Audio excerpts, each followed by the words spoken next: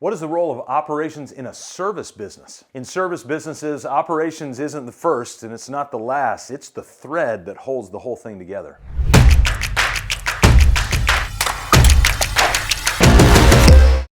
Your service team works hard, but without documented operations, your service team is pretty much just a group of chickens with no heads. You know what I'm saying? By the end of this video, you're going to know the exact role in some of the processes and then how to document those processes so anyone can deliver to the customer. My name's Scott. We get to work with a lot of service businesses in our work. In fact, about 92% of our clients are in the contractor space, and all of that is in the service business. And so we get to see a lot of this every day. We've got a lot of understanding, but also empathy for business owners that are running a service-based business. Why?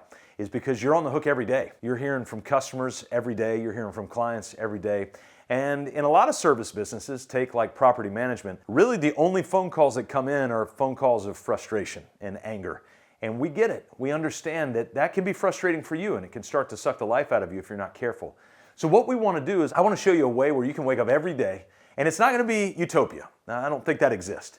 But the reality is it can be clear. And I think a lot of times the reason we get thrown off in a service business when people call in with frustrations, it's not because we don't know what we're doing.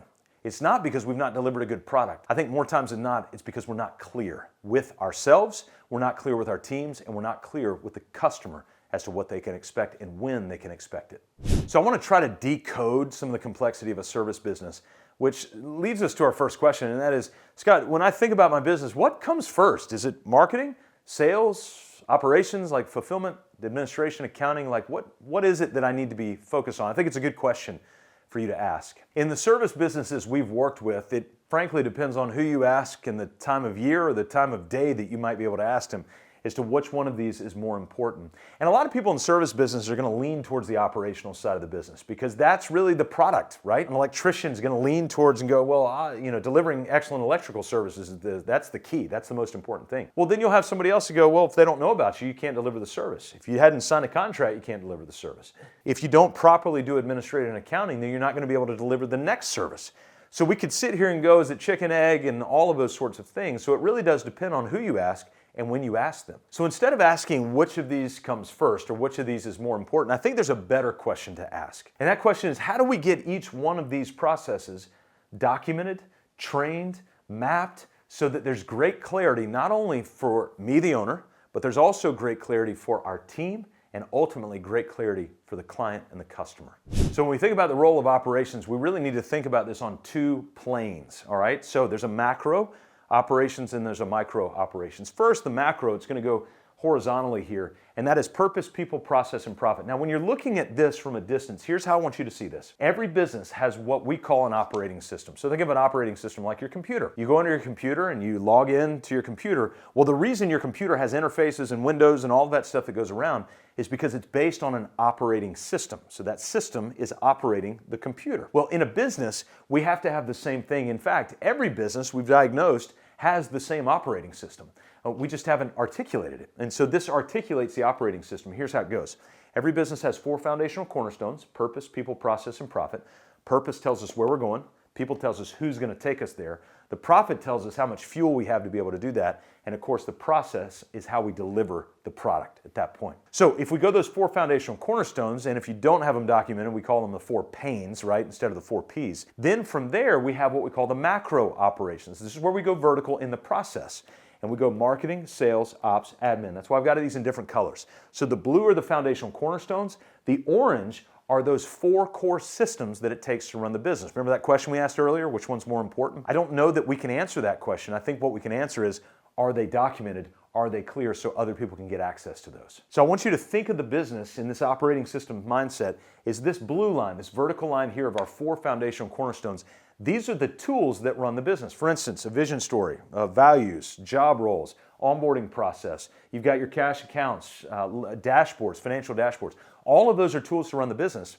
And then in your vertical here, this micro operations, you've got the processes to run the product. Tools to run the business, processes to run the product. So when you're thinking about your business, I want you to start seeing it as this integrated operating system. It'll make it a lot easier for you and for your team as well. So we asked ourselves the question, what's the role of operations? Well, the first thing I want you to do is identify which operations are we talking about, macro or micro. And then within that, we can start to ask ourselves, all right, what is the function of both of those operational roles? I would make the argument to you that it's one thing, here. Because if we take all of this out and all we have is people, process, and profit, that's where we find a lot of entities and businesses doing, and they're just spinning, moving all over the place. They're making random decisions. They're not going anywhere. It's one of the reasons that only 4% of businesses will ever live to see their 10th birthday. It's because they don't have an aim to where they're going. So I can make this argument. The purpose of macro operations, the tools that run the business, and the purpose of micro operations, the processes to run the product, are all aimed at one thing: the vision, the mission, and the values of the business. But if we don't have these articulated, see, most owners see the vision, mission, values, and the culture as sort of a nice to have and not a necessary must have. But when we don't have this, we don't have clarity. It's akin to me driving up in front of your house. I'm in the car and I'm like, hey, hop in the car. What's your first question you're gonna ask me? Where are we going? We all have that innate desire to know, where are we going? And when you come into an organization, it's the first thing people want to know. And so as owners or people who are legacy folks in the business, a lot of times we gloss over this, and yet when people come into the business, it's the first thing they want to know is, where are we headed? So if we don't have this articulated, and if we don't have the macro and the micro processes actually documented down, then we're not going to start making it towards the ultimate vision, mission, values of where we're headed. So if the purpose of macro operations and micro operations is all aimed at this one space of purpose of vision, mission, values, then we got to ask the question, because I don't want you to be overwhelmed, is to go, well, how do I get all this stuff?